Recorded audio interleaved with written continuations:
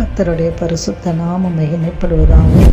உயிர்த்தெழுந்து வல்லமுள்ள இயேசு கிறிஸ்துவின் நாமத்தினால இந்த கால பொழுதில் உங்களை சந்திப்பதை குறித்து நான் மிகுந்த மகிழ்ச்சி அடைகிறேன்.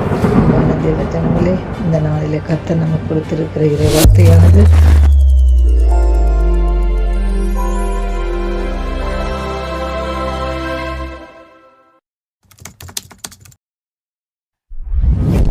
நாளாகமத்தின் புஸ்தகம் 7ஆம் அதிகாரம் 14வது வசனத்தை நம்ம வாசித்து தியானிக்கலாம்.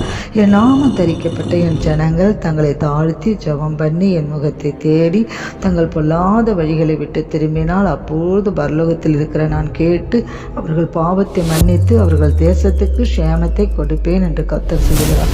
இந்த வசனம் எழுப்புதலுக்கான ஒரு அடிப்படையான ஒரு வசனமாக நம்ம பார்க்கிறோம். எழுப்புதலுக்கான வழியிலே எளிதாக நமக்கு அருமையாக போதிக்கிறதா இருக்கிறது. முதலாவது உன்னை தாழ்த்து, அடுத்தது ஜெபம் பண்ணு, கர்த்தரின் முகத்தை தேடு, பொல்லாத வழிகளை விட்டு திரும்பு, அதன் பின் நீ எழுப்புதலை எதிர்பார்க்கலாம் என்று சொல்லுகிறார். அல்லேலூயா. இந்த நாட்களிலே கூட எப்படி எழுப்புதலை ஏற்படுத்துவது என்று எண்ணிக்கொண்டிருக்க வேண்டிய அவசியமே நமக்கு இல்லை. பரிசுத்தாவின் பின்மாரிக்காக நீங்கள் ஊக்கமாக நீங்கள் செபிக்க வேண்டும். பலத்தினாலும் அல்ல, பராக்கிரமத்தினால் இல்லை, என் ஆவினால் ஆகும் என்று சொன்ன சேனைகளின் கர்த்தர் சொல்லுகிறார். இந்த நாட்களிலே கூட நீங்கள் கவனித்து பாருங்க. ஆவியினால் ஆகும் என்று சொல்ல கர்த்தருடைய ஆவியினாலே இன்றைக்கே பெரிய ஒரு மாறுதலை கர்த்தர் உண்டாக்க போகிறார்.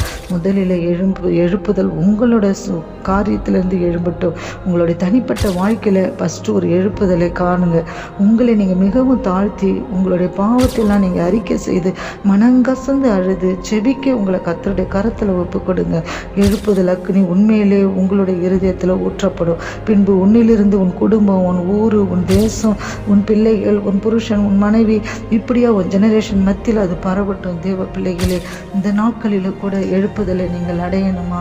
நீங்கள் எழுப்புதலை காண வேண்டும் என்று சொன்னால் முதலாவது நீங்கள் தேவனுடைய சமூகத்தில் உங்களை ஒப்பு கொடுத்து தாழ்த்தி வாரப்பட்டு நீங்கள் செபிக்கும் போது நிச்சயமாகவே கர்த்தர் ஆயிரமான ஆத்துமாக்களை திரளாக ஏராளமாக ரட்சிக்கப்பட கர்த்தர் உங்கள் மூலயமா ஒரு வழியை செய்வார். நிச்சயமாக உங்கள் கர்ப்ப வேதனை ஜெபமே உங்களுக்கு ஆவிக்குரிய பிள்ளைகளை ஆயிரமாய் கொண்டு வரும்.